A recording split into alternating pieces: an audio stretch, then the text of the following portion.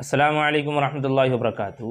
5 तरह के लोग हैं जिनको हम ज़कात नहीं दे सकते। अगर उनको ज़कात देंगे तो हमारी ज़कात अदा नहीं होगी।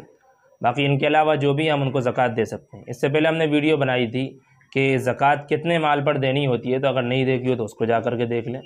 इस वीडियो में हम जिक्र करेंगे हम किन को ज़कात नहीं दे सकते। तो 5 लोग हैं जिनको हम ज़कात नहीं दे सकते। सबसे पहले वो जिनसे हम आए हैं, जिनको अरबी और उर्दू की इस्तिलाह में उसूल कहा जाता है, यानी हमारे माँ बाप, हमारे माँ बाप के माँ बाप और ऊपर तक जो भी ज़िंदा हों, हम उनको ज़कात का पैसा नहीं दे सकते। दादा दादी, नाना नानी, परदादा परदादी, परनाना परनानी वगैरह जो भी हों ऊपर तक, जिनसे हम आए हैं दुनिया में, हम उनको ज़कात नहीं दे सकते। ठीक इसी तरीके से एक हो गए। दूसरे वो जो हमसे आए हैं या हमसे आएंगे, हम उनको ज़कात नहीं दे सकते। यानी हमारी औलाद, हमारी बेटा बेटी, पोता पोती, नवासा नवासी, उनके पोता पोती, उनके नवासा नवासी, जो भी आप जिनको अपनी ज़िंदगी में देख लो, आप उनको ज़कात का पैसा नहीं दे सकते, वो चाहे कितने गरीब हो।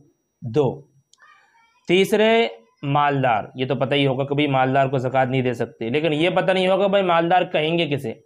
मालदार वो होगा जिसके ऊपर खुद ज़कात वाजिब हो।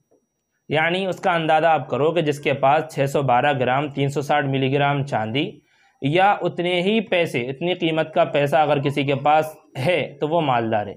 और अगर उससे कम पैसा है, मिसाल के तौर पर हम एक अंदाज़ा लगा लेते हैं कि 45,000 रुपये की चांदी बन रही है, 612 ग्राम, ये जो हमने आदत बताया 45,000 रुपये का बन रहा है। अगर किसी के पास 45,000 रुपये हैं तो वो मालदार कहलाएगा, हम उसको ज़कात नहीं दे सकते।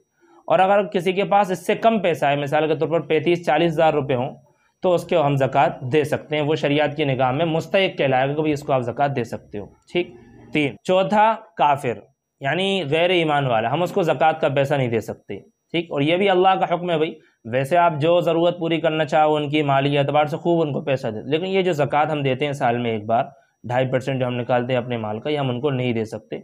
और इसमें भी अल्लाह की अपनी हिकमतें हैं। एक हिकमत जो मुझे समझ में आती है वो ये, मुख्तसर मैं आपको बता दूं कि भाई इस वक्त जो है लोगों में हैज़ा है कि सभी को मिला कर के चलो, तो कोई भरोसा नहीं है कि हमारे अपने वाले जो हैं अपने वालों को छोड़ कर के दूसरों को पैसा दे देते। इसलिए ज़कात का पैसा ज़रूरी कर दिया कि आप वो मुसलमानों ही को दो, मुसलमानों के अलावा आप किसी को नहीं दे सकते। ये हो गए 4। और 5वां जिनको हम ज़कात का पैसा नहीं दे सकते वो हैं सैयद। सैयद जो हुज़ूर अक़दस सल्लल्लाहु अलैहि वसल्लम के ख़ानदान से हों या कबीला बनु हाशिम से, बनु हाशिम की औलाद में जो भी हों, उनको हम पैसा नहीं दे सकते।